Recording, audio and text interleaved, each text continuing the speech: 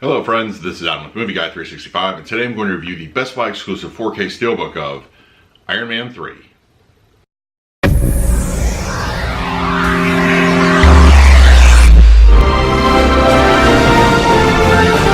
you're new to the channel, please hit the like button, subscribe, hit that bell notification. I put out videos every single day. You can also find me over Twitter and Instagram at Movie Guy 365, as well as over at the Disney Magic Hour podcast. I'll put a link to that in the description.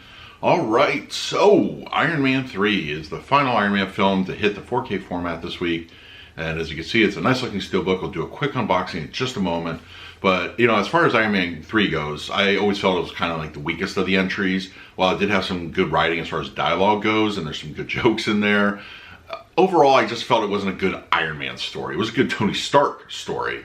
But as far as Iron Man goes, it was kind of a bummer. You know, it was just, it just wasn't, it didn't really work for me overall, but you know, it's something I still go back to. It is part of the Marvel Cinematic Universe canon, so I do revisit it, and I did watch it in 4K, which I'll talk about picture and audio quality in just a few moments. Alright, so those are just my thoughts on Iron Man 3. Still a good entry, but let's dive into the unboxing.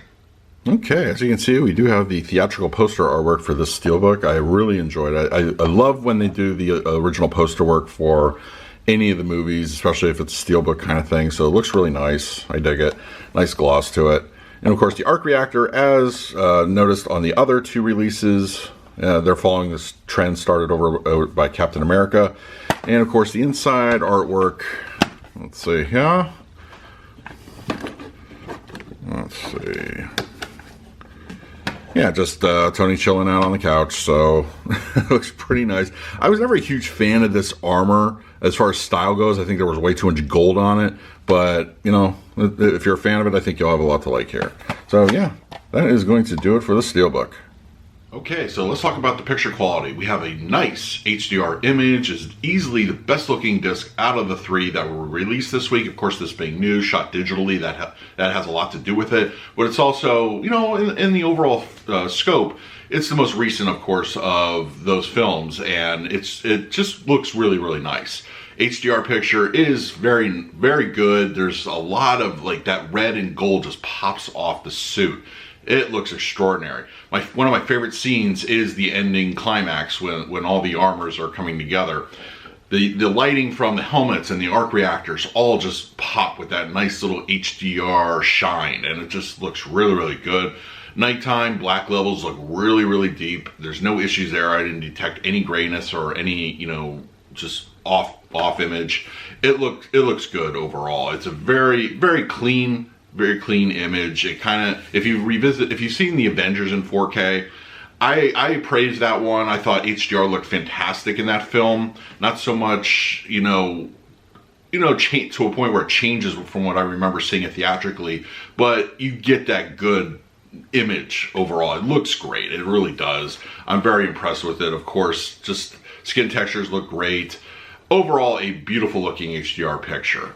As far as the audio goes, we are given a Disney Atmos track, and it comes to what you expect. It's not bad. It's just not great. It doesn't elevate to greatness as some films are capable of doing. But there is a lot of immersion. There is a lot going on LFE-wise, surround sound. It is very active at any given time. While this isn't particularly the most action-heavy of the Iron Man films, when it does pop in, it's a good sounding disc. Now dialogue, of course, is going to be king here, this being a Shane Black film, so there's going to be a lot more as far as, you know, just one-on-one conversations and that sort of thing. Very clean, easy to understand, clear. I didn't detect any muffling. Sounds good overall. And it is one of those, I highly recommend you do watch in surround sound despite being a Disney Atmos mix. It does sound very, very good for the film. And you know, it's a shame that Disney can't properly crank up what they get, you know, as far as audio wise. But you know, this being what it is, it's still a serviceable track. Yeah, so that's pretty much my thoughts on Iron Man 3. I think overall it's an excellent upgrade. I think it's worth it. If you are a fan of the series, I would recommend getting all three in 4K. But if you're looking for the best of the three, I would say easily that this one is going to do it for you. It's just, I think, the more comprehensive overall upgrade experience over the standard Blu-ray. The Blu-ray was nice, don't get me wrong, it has a nice audio track to it, but I think this one is definitely, it's worth the bump up. in my opinion, for the collection. All right, so that's going to do it for Iron Man 3. Let me know in the comments below, what did you think of the 4K release? And in the meantime, please like, subscribe, hit that bell notification. I put out videos every single day. So until next time, this is Adam, Movie Guy 365. I will see you at the movies.